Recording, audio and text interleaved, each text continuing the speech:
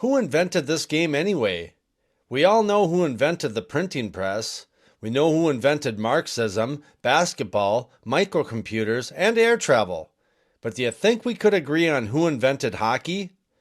A great number of self-appointed Canadian, American, and European historians have, with various axes to grind, stated that the game was invented at such and such a time, in such and such a place, and by this or that person.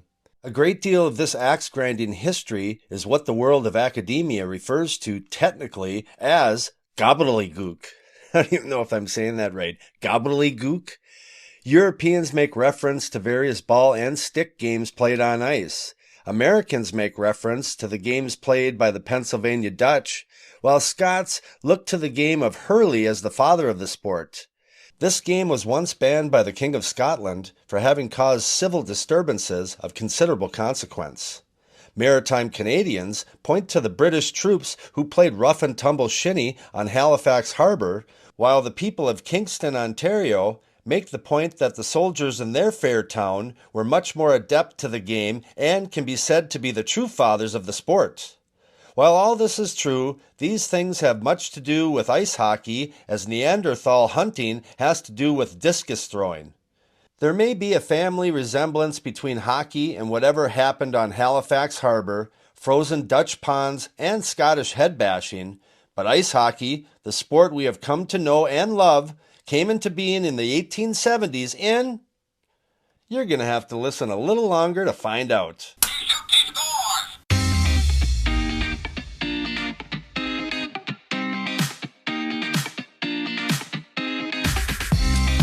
Hi everyone, and welcome back to the Hockey Journey Podcast. Episode number 156, The Pictorial History of Hockey, written by Joseph Romain and Dan Diamond. Presented to you by OnlineHockeyTraining.com. I'm your host, Coach Lance Pitlick. If you're new here, please make sure you subscribe so you won't miss out on any future episodes. Can you tell me who invented hockey? I know the last vacation I went on, what I had to eat for lunch yesterday, but if someone asked me that question before I started putting this podcast together, I couldn't answer it, and I want to share what else I uncovered.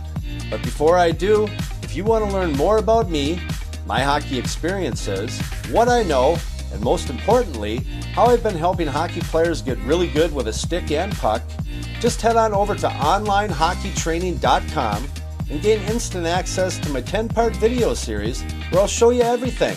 Consider it my gift to you.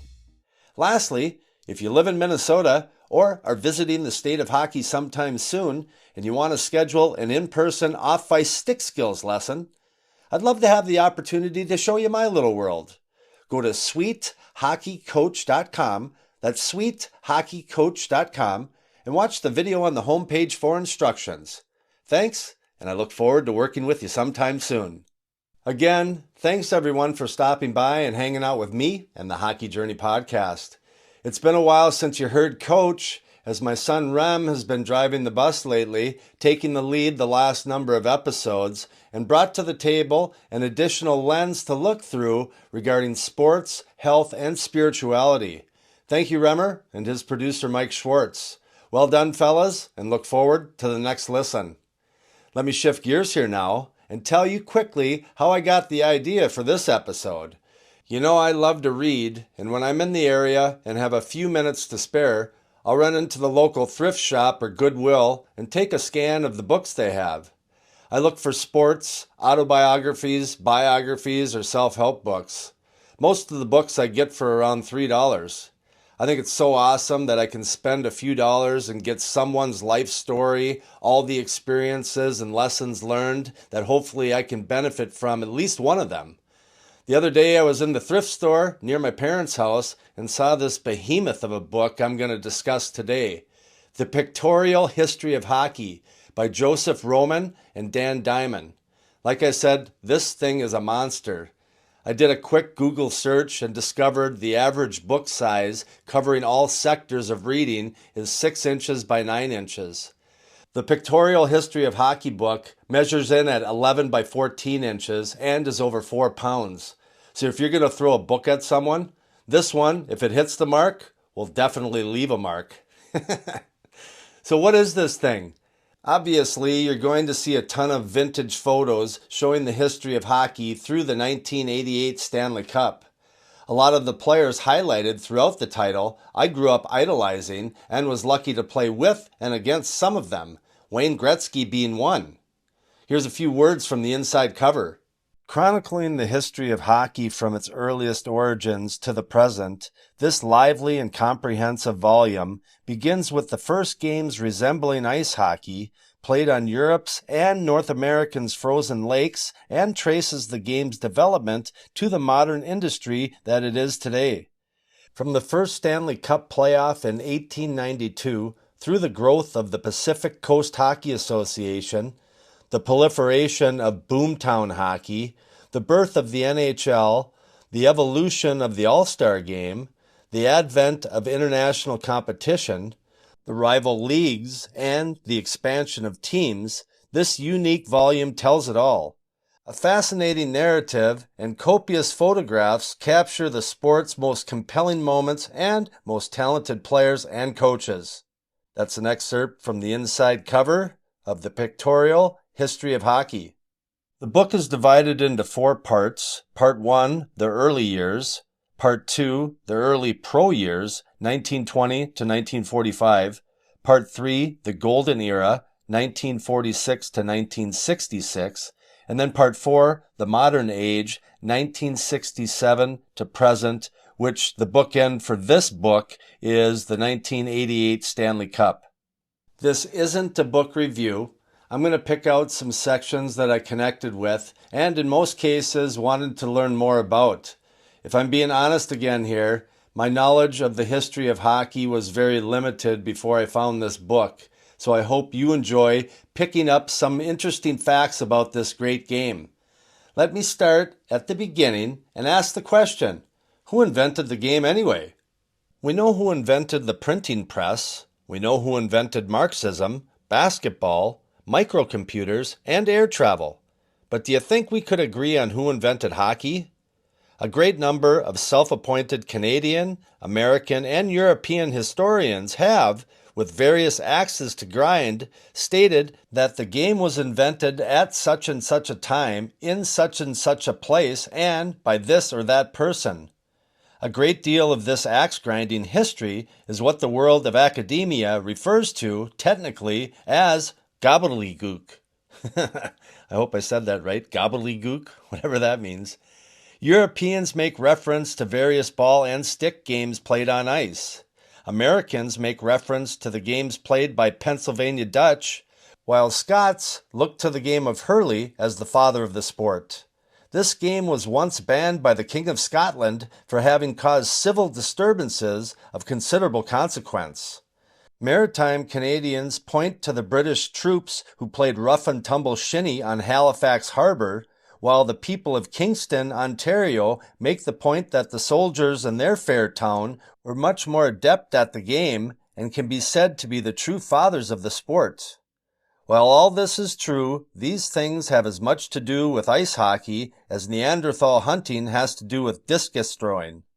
There may be a family resemblance between hockey and whatever happened on Halifax Harbour, frozen Dutch ponds, and Scottish head bashing, but ice hockey, the sport we have come to know and love, came into being in the 1870s in Montreal, Quebec. There's your answer, everyone. They continue.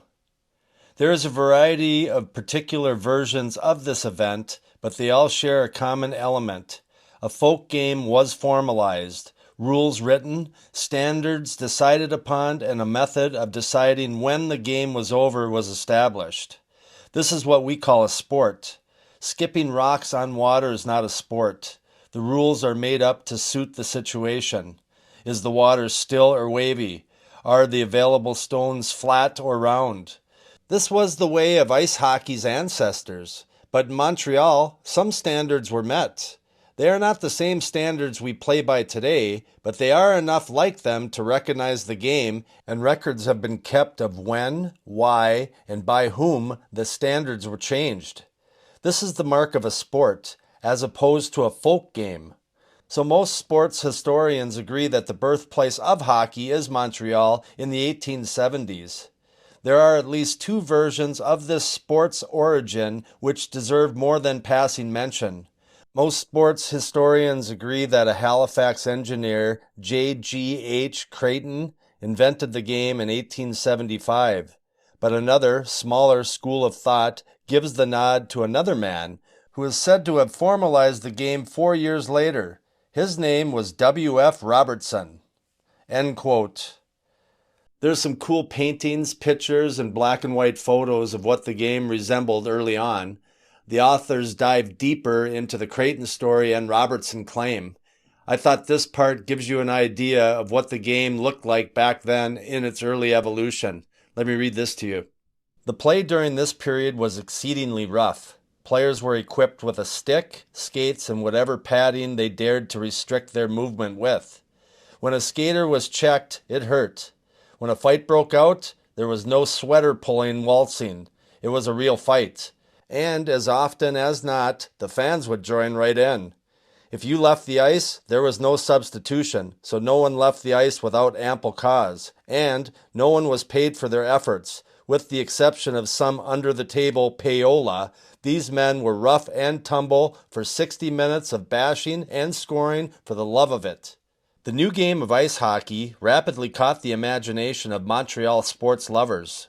The matches were well attended, and every street in town boasted its own hockey team. Montrealers embraced hockey as their own game. It didn't take long for hockey to spread to Toronto, Ottawa, Kingston, Quebec City, Renfrew, and points both east and west. In 1883, the first known hockey championship tournament took place. The Montreal Winter Carnival purchased a trophy for $750, which evidences the committee's devotion to the game for the World Championship of Ice Hockey. 6 teams were entered in the competition: Quebec, Toronto, and Ottawa ice teams, as did the original 3 teams from Montreal, the McGills, the Crystals, and Victorias. The week of February 12, 1883, saw some raw hockey. 30 games were played, each team playing each other twice, and the McGills staggered out on top, winning the first ever hockey championship of the world, such as it was. End quote.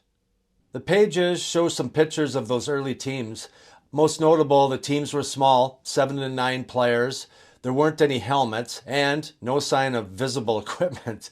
Glad I didn't play back then. The next section, I want to start by asking you another question. We've all heard of the Stanley Cup, haven't we? But do you know the story behind why it's called the Stanley Cup? Well, let's knock that off the bucket list. The following chapter, The Big Names, is kicked off with the first and most well-known on the list is Lord Stanley, Baron of Preston. One of the most important figures of the early days of the game was a man who was never known to have donned skates, was not overly fond of cold weather, and who never saw a hockey match until his mid-40s. His name has become, to this day, the most prominent in the sport. The man, of course, is Lord Stanley, Baron of Preston, 16th Earl of Derby, Governor-General of Canada from 1888 to 1893, and father of the Stanley Cup. Canada in 1888 was a dominion and was under the formal rule of the British monarch. A series of British noblemen filled the role of Governor-General until 1953, when Vincent Massey, a Canadian, was appointed to the post. Aside from the donation of what has become the oldest trophy competed for by professional athletes in North America, Lord Stanley's governance was not particularly eventful. The following description of Lord Stanley is taken from the Ottawa newspaper. Before I read this, it's almost like it's a description for a dating service. So let me continue. Lord Stanley is in the prime of life. Medium height, a strong, well-knit frame, a graceful carriage, with something of the look and air of the Prince of Wales, when the heir apparent was not quite so stout as he is now. He is fair, with full beard, which is just slightly streaked with gray, has a ruddy complexion, blue eyes, clear-cut features, with aquiline nose. I didn't know what aquiline means. I don't even know if I'm saying it right, but I looked it up here to what it is. Aquiline, from the Latin word meaning eagle, is most often used to describe a nose that has a broad curve and is slightly hooked, like a beak. So he's got a beak nose, a beaker meeker. Let me finish the rest of this. He has a fine, broad forehead upon which the hair is becoming thin, a genial, winning, and frank expression of countenance. His manner is affable, and although his reception, while respectful, was without enthusiasm, he graciously smiled and bowed to those who had gathered to greet him. Aside from its being good manners and good politics, for a governor general to take some interest in the pastimes of his subjects, Stanley had a real liking for the rough and ready game played on the frozen ponds and canals of his new home. In fact, his sons, he had 8 of them, were said to have been enthusiastic players, and his daughter enjoyed cheering her siblings from the sidelines. Lord Stanley's parting gesture to the sport was to purchase for $50 a cup to be competed for by the best in the country, the winner of the cup being the Dominion champions. End quote. Now you know a little more about Lord Stanley and the Stanley Cup. Moving along, the next few paragraphs talk about the early days of hockey in Europe and how the IIHF, the International Ice Hockey Federation, was born. Here we go. Ball and stick games have been popular in Europe for centuries. Those countries which are blessed or cursed with winter ice naturally developed some form of these games for winter entertainment. But ironically, a Canadian, perhaps W.F. Robertson, is said to have taken from Europe the seed of the game, only to have another Canadian, George Meir, bring it back in 1894. The history of the development is rather sketchy, but it is clear that the game played in Montreal in the mid to late 1870s had a considerable influence on the progress of European ice hockey history. By 1904, a number of locales in Europe boasted hockey clubs. Included in this group, which played by Canadian ice hockey rules, were Paris, London, Scotland, Switzerland, Belgium, and Germany. The Prince's Club of London, made up mostly of returnees from Canada, was the strongest club during the first decade of the century. During this period, the London Club acted as advisors and arbiters of rules and regulations. As more clubs came into being, a need was seen to establish a governing body with an independent mandate.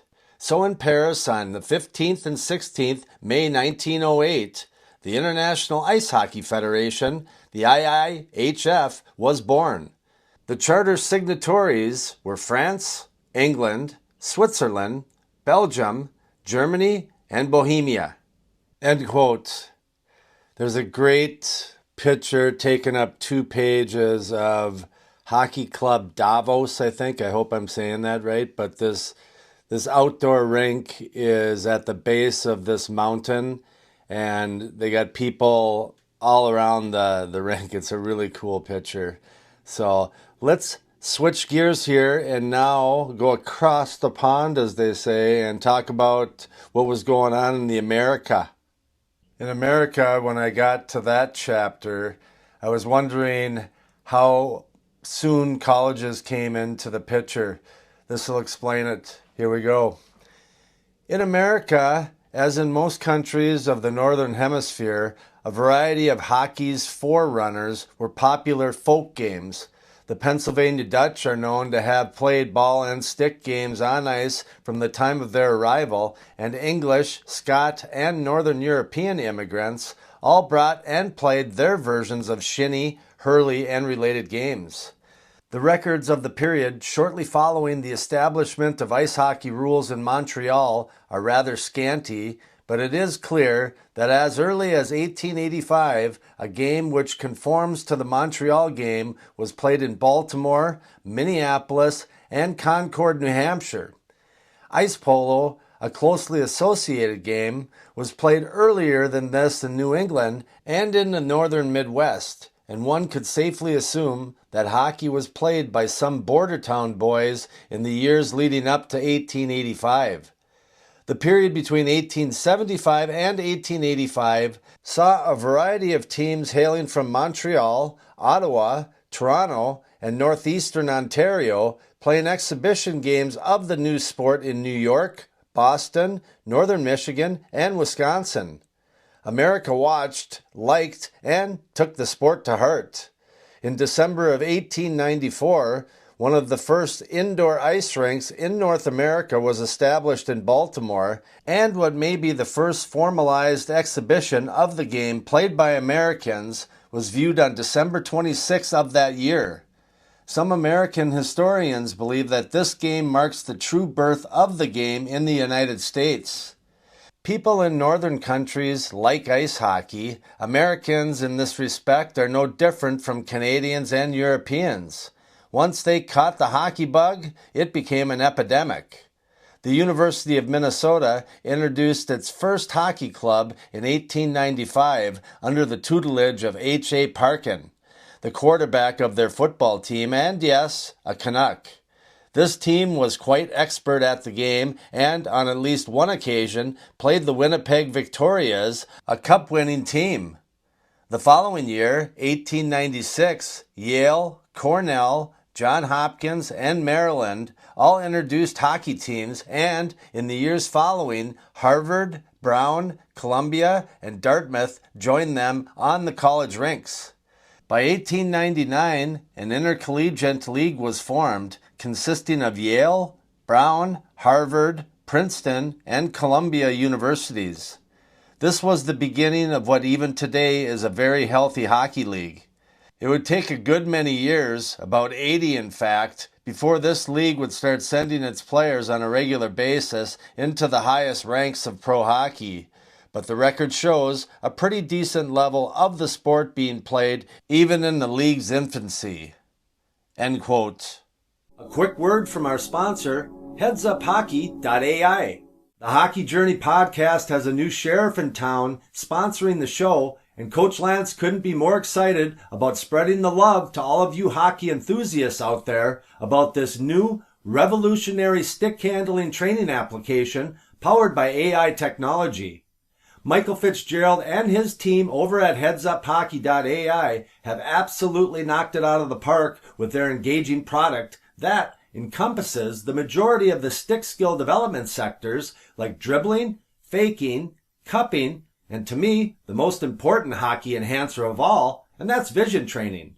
Oh, and did I forget to mention that all of the progress players gain over time using this spectacular device is achieved in a gamification environment, providing performance analytics and data tracking to ensure continuous forward momentum.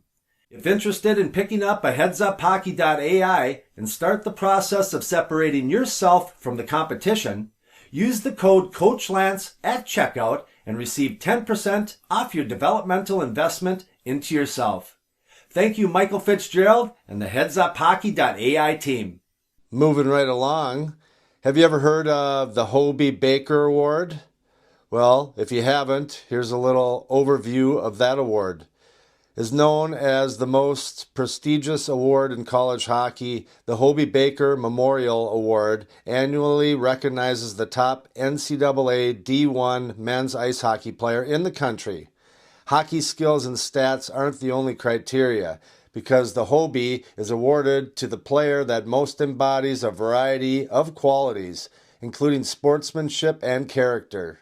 I grabbed that clip from the NCAA website, but who the heck was this Hobey Baker guy, and why is there an award named after him? That's going to be the next section we're talking about. Here we go. Hobart Amory Hare Baker was one of the finest hockey players ever produced in the United States. He was born in Pennsylvania in 1892 and there learned the skills which would later bring him to prominence in a wide variety of sports.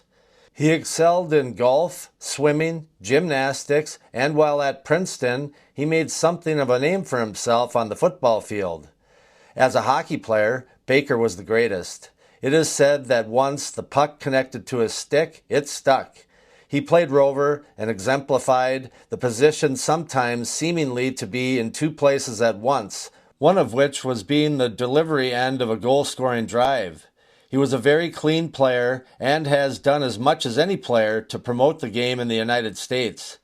Baker went on to be something of a war hero as well, earning an award for exceptional valor under fire in 1918. He survived the war, but shortly thereafter died in a plane crash while test piloting a new plane. His contributions to the game of ice hockey have brought him recognition in both the United States Hockey Hall of Fame and in the Hockey Hall of Fame in Toronto, where he was one of the first inductees in 1945. End quote. Kind of a tough ending to his life. That was a bummer.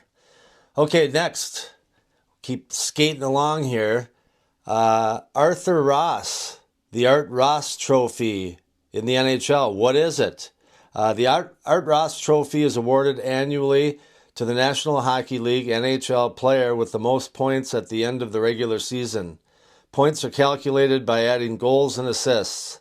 The trophy was donated to the league in 1948 by Arthur Howie Art Ross, a former player, coach, and league executive. I grabbed that from a quick Google search. So, Arthur Ross, here's from the book. Art Ross was a defensive player, and as his career shows, he was as tough to deal with off the ice as on it. His playing career spans the years of 1905 to 1918, and more particularly spans that period of organization when leagues and teams came and went with some regularity. Part of this may well have been due to Ross's unbending dedication to the rights of ice hockey players. When the club owners banded together to limit the salaries of players, and hence keep the lion's share of the gate receipts to themselves, Ross protested first privately, and when that did not work, went to the press with his side of the story. He threatened to organize a new league, and the owners relented somewhat, but were not prepared to share the riches with those who earned them. Ross became something of an Alan Eagleson and negotiated on behalf of his fellow puck shooters. In 1915, when the Wanderers management limited players' salaries to $600, Ross began signing players to options in a new league. Ross was banned from organized hockey for being the vanguard of the rising proletariat of hockey players. But as the players with which he had tampered were also guilty of tampering and made up a large portion of the league, Ross had to be reinstated. Ross was a big man on the ice as well. He played a clean but tough game and is remembered for his end-to-end rushes as early as 1907, when playing with the SI Griffs on the Kenora Thistles. With Kenora, he won a Stanley Cup in 1907, and the following year, he played with the Montreal Wanderers. For a defenseman, he did pretty well in the record book, 85 goals in 167 regular season games, and 6 in 16 playoff encounters. For reasons unknown to us, a trophy for the most goals scored in a season was given his name and is still a hotly contested piece of silverware in the National Hockey League. End quote. Wow, again, didn't know the backstory on that guy or the trophy, so that was pretty cool. I want to go back to a sentence what I just read. Ross became something of an Alan Eagleson and negotiated on behalf of his fellow puck shooters. Remember that guy? Alan Eagleson's name came up in episode number 148, or My Story with Henry Lavery.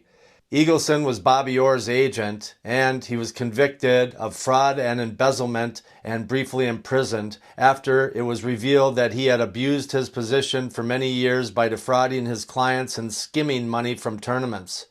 After his convictions, he was removed as a member of the Order of Canada and resigned from the Hockey Hall of Fame, where he had been inducted in the Builder category. I pulled that from Wikipedia, but you think about Art Ross helping players. There was nothing that was brought up about him that he defrauded or anyone, so way to go, Mr. Art Ross. Moving on to part 2 of the book, the early days of pro hockey, 1920 through 1945. The title of this part is Defunct Teams of the Period. Here's the opening paragraph. Most hockey fans refer to something called the Original Six, by which they mean the 6 teams that played during the golden era of the current fans' short memory. There never was an Original Six. There were 4 teams in the original NHL, and although the league is a pretty stable organization today, there has been a considerable amount of coming and going among franchises throughout the history of the league. One of the most volatile times in the league's history, aside from the World Hockey Association wars, was that period between the mid-1920s and late 1930s. The first team that they talk about is the Ottawa Senators, 1884 to 1934. The team that I played for years later. So this is what they say about them then. The Ottawa Senators is probably the oldest club in English Canada. We are certain that they are one of the oldest, as they played in the 1884 Montreal Winter Carnival Series. The Hockey Hall of Fame and Museum in Toronto holds some beautiful photographs of this team, dating as early as 1896, when Harry Westwick, Harvey Pulford, and Alf Smith were in the lineup, and Arthur Farrell makes reference to them in his book Hockey, published in 1899. Ottawa, as the national capital, had served as an ambassador of Canada's national sport since the early days of the game. The sons of Lord Stanley are known to have learned the game in Canada and taken it to the royal ice rinks of the British aristocracy. The heyday of the Ottawa Senators must surely have made a great impression on the foreign guests and dignitaries who were introduced to ice hockey at Ottawa Days Rink. The Silver Seven, as they came to be known as, were no fly-by-night operation in the National Hockey League. They entered the league in 1917 directly through its predecessor, the National Hockey Association, and took 9 cups before sending the franchise stateside to St. Louis in 1933, when the reality of the Great Depression left its imprint on the hockey world. End quote. So before we move on, I looked at, and what I just told you, read to you that they won 9 cups before they moved to St. Louis. And I look on the Ottawa Senators Wikipedia page and it said they won 11 times. So I don't know if they won the other cups with the National Hockey Association and they called it 11, but there's a little bit of the discrepancy, I guess. So why I wanted to read this one was because there's a connection with Coach Lance. I played for Ottawa, and in 1990, I think it was, Bruce Firestone was awarded an NHL franchise after all of that time. When they left to go to St. Louis, there was no NHL hockey in Ottawa. They started playing their first games in the 1992-93 season. And when I got there, I started playing with them. That was my 3rd year, but the 96-97 season, we ended up making the playoffs for the first time since the 30s when the team left. So the city was bananas. It was a lot of fun. So this brought back a lot of memories of from my playing days. Before we move away from this area here, I wanted to give you a few of the other team names besides the Ottawa Senators. We got the Montreal Wanderers, the Pittsburgh Pirates, the Philadelphia Quakers, Montreal Maroons, the Quebec Bulldogs, the Hamilton Tigers, the New York Americans, and the Brooklyn Americans. My, how the game has grown. I guess I didn't have a plan on what I was going to pull from the book. As the cool kids are saying these days, I'm just flowing with it. But it's starting to turn into the backstories of players who are named for NHL awards given out each season. The next one in line is Frank King Clancy. From NHL.com, this is the description of the King Clancy Memorial Trophy. First awarded in 1987-88, the King Clancy Memorial Trophy is presented annually to the player who best exemplifies leadership qualities on and off the ice and who has made a noteworthy humanitarian contribution in his community. Let's learn about Frank King Clancy. We're still in part 2 of the book, The Early Pro Years. This chapter is great defensemen of the 20s and 30s. Frank King Clancy.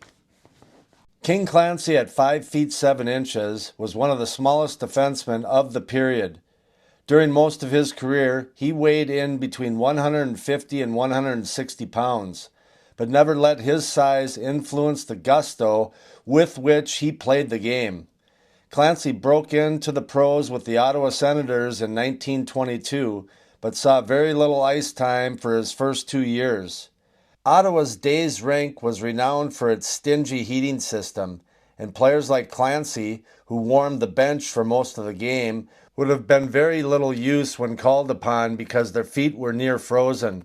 Consequently, the team management rigged up a buzzer from the coach's bench to the heated dressing room where Clancy would cool his heels and warm his toes while waiting for the buzzer. When in 1924 he was more of a regular on the team, he was called up to play for a team he had hardly ever seen play. Clancy was with the great Ottawa Cup-winning lineup of 1927 and was a popular man with the local fans. With the retirement of such well-loved icemen as Cy Denny, Punch Broadbent, and Frank Nybor, I'm sorry if I pronounced those wrong, Ottawa was very lucky to have a Frank Clancy to keep the fans coming to the rink. Meanwhile, in Toronto, Conn Smythe was on the lookout for outstanding young players with which to rebuild his newly acquired Maple Leafs. Clancy must surely have caught the imagination of Smythe, for in 1930, Smythe paid the record-breaking price of $35,000 for Clancy and gave 2 other players in the bargain.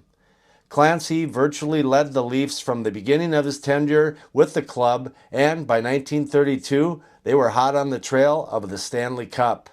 When, after the 1937 season, Clancy retired, he went on to his second of many careers in the hockey world. He was short-lived as coach of the Maroons, but went on to manage the team for a while, and went from there to work for the league as a referee. Seeing a way to make the game a lot of fun again, Clancy went back to the Maple Leafs as a goodwill ambassador, where until November of 1986, he could still be found advising players, coaches, and the team's present owner, Harold Ballard. On the 10th of November, 1986, this rare jewel went to the big rink in the sky to raise the devil with his former teammates. End quote. All right, let's keep this party rolling. Next question I have for you. Can you tell me what the James Norris Memorial Trophy is? Description.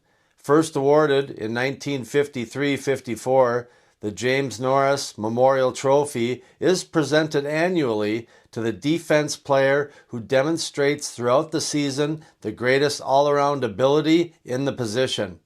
Alrighty then, let's learn a little bit about James Norris.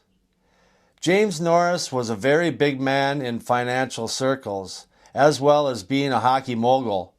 He was owner and proprietor of the enormous grain concern James Norris of Chicago, a director of some of America's largest corporate interests, including the First National Bank of Chicago, the Chicago Rock Island and Pacific Railroad Company, Upper Lakes and St. Lawrence Transportation Company Limited, Atlantic Mutual Insurance Company, the West Indies Sugar Company, and Toronto Elevators Company, Ltd., to name a few. Wow, that was a mouthful. Norris was born in Montreal in 1879 and was educated at McGill University, where he contracted hockey fever, from which he never recovered. As a young man in 1907, he went west to Chicago and began organizing the empires for which he is remembered today. When his attempts at gaining the franchise for a team in Chicago failed, he turned his interest to the Detroit Olympia, where he gained control of the then Falcons and promptly renamed the team to the Red Wings. The National Hockey League was very fortunate to have a governor of Norris' shrewd insight, devotion to the sport, and money. During the Depression, times were hard for rival NHL teams, and Norris took this opportunity to expand his interest in the game. Money was hard to come by. A variety of clubs were at the mercy of bankers with foreclosure in their eyes, and before the dust settled, the Norris family had financial control of the Detroit Olympia and Red Wings, the Chicago Stadium and Blackhawks, and Madison Square Garden and the Rangers. He also owned the St. Louis Arena and the Indianapolis Coliseum, perhaps foreseeing the day when those two cities would ice big league hockey teams.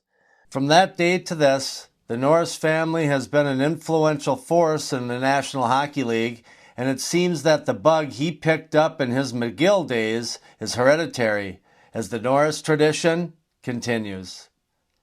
End quote. The next person and award to discuss is the Conn Smythe Trophy. Do you know who receives the Conn Smythe Trophy every year? I'll give you a few seconds to get your answer.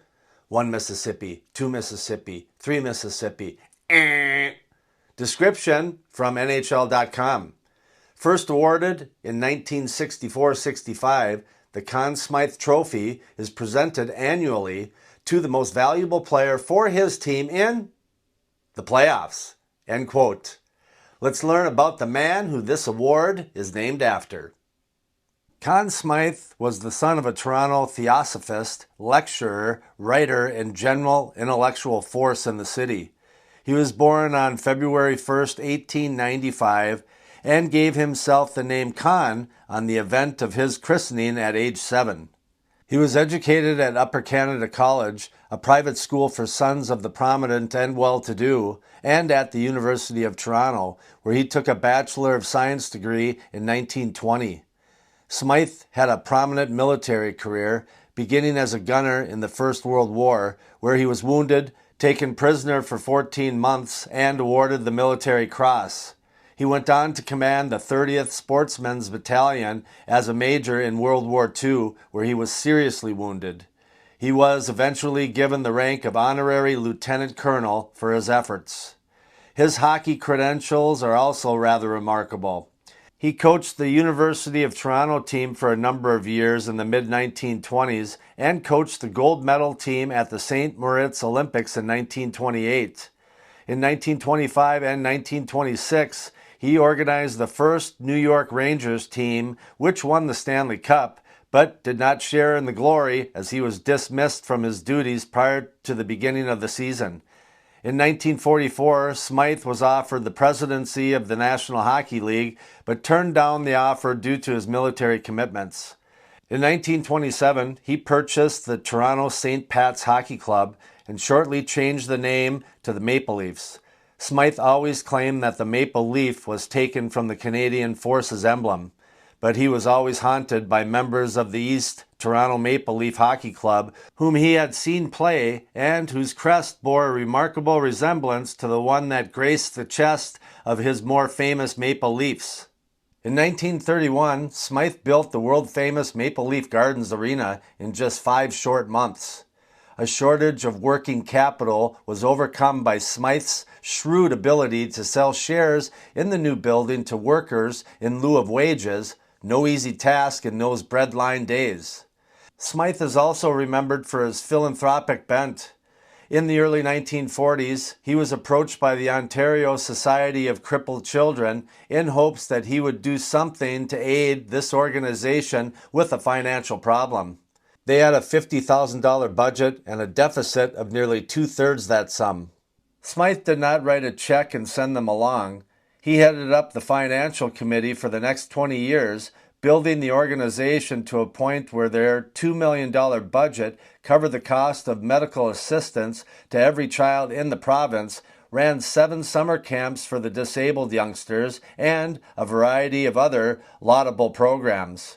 He brought his gardens such culturally significant companies such as Theatre Bolshoi from the USSR and the Royal Ballet from London, England. Conn Smythe, who was elected to the Hockey Hall of Fame in 1948, died in 1980 at the age 85. End quote. Again, what another cool story. You can see why these guys have their names on trophies. So, before I get to our last one, I want to talk a little bit about our authors. There wasn't much out there. I asked ChatGPT, and this is what it came back with. Joseph Romain, a Toronto-based writer. Joseph Romain is a former curator of the NHL's Hockey Hall of Fame. Beyond his contributions to hockey literature, he is a regular performer at the Mariposa Folk Festival, a Little League baseball coach, and an avid Toronto Blue Jays fan. Dan Diamond, also hailing from Toronto, Dan Diamond is a prominent figure in hockey publishing. He is the publisher of the National Hockey League official guide and record book and edited the Total Hockey Encyclopedia. Diamond has produced significant large-format illustrated books, including works commemorating the NHL's 75th anniversary in 1991 and the centennial of the Stanley Cup in 1992. Additionally, he has created comprehensive media guides for events like the Winter Olympics and the World Cup of Hockey.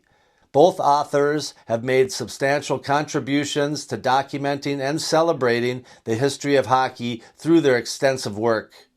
End quote. Thank you, Joseph Romain and Dan Diamond. You guys are awesome. Speaking of awesome, let's move to the final person and award I'm going to discuss here today.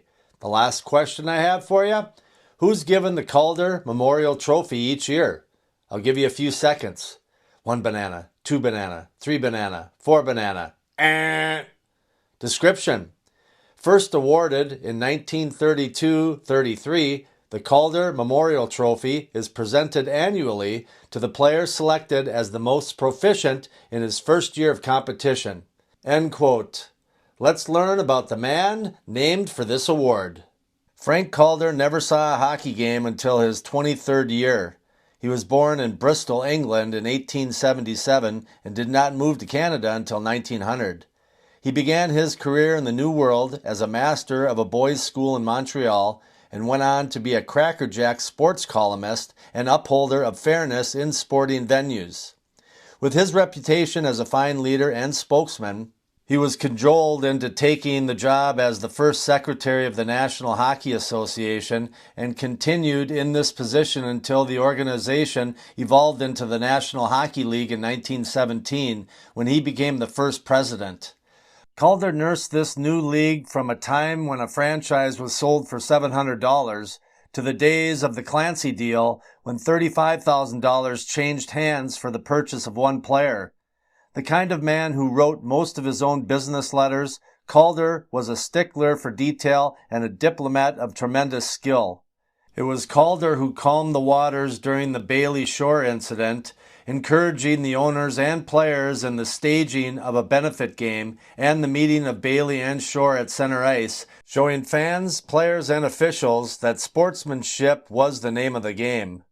Calder steered the league through many trials and near disasters, from the years when the O'Brien interests left the league with 2 functional clubs, to the Second World War, when hockey was able to continue only so long as it did not affect the needs of the war effort. He was not the sort to leave the work to anonymous lawyers. He had a hand and fist in every deal. Calder truly set the pace for his successors, Red Dutton, Clarence Campbell, and John Ziegler. His 26 years as president left a legacy of fairness, sportsmanship, goodwill that would last many years beyond his time. Frank Calder died in February 1943 in his hospital bed with a dossier of NHL papers opened on his lap. He was truly one of the great movers and shakers of the game. End quote. And that's where I'm going to leave it. I didn't even scratch the surface of all the pictures and information that's in this title. Very well done, and I enjoyed learning more about the history of the game and the amazing people who were part of its evolution to where we are today. Once again, thank you, Joseph Romain and Dan Diamond. Well, that concludes another episode of the Hockey Journey podcast. I can't thank you enough for stopping by and listening. I hope you enjoyed hearing stories of the birth of hockey, its evolution worldwide over the years, and the backstories of players that are named for NHL Annual League Awards. Lastly, if you think there's someone in your circle of family and friends that might like this episode as well, please share with just one person. It will really help me in growing this hockey community. Again, I appreciate you being here. Don't forget to subscribe, rate, or submit a review. I hope to see you back here soon, and do me a favor, make someone close to you smile today. All the best, my friends.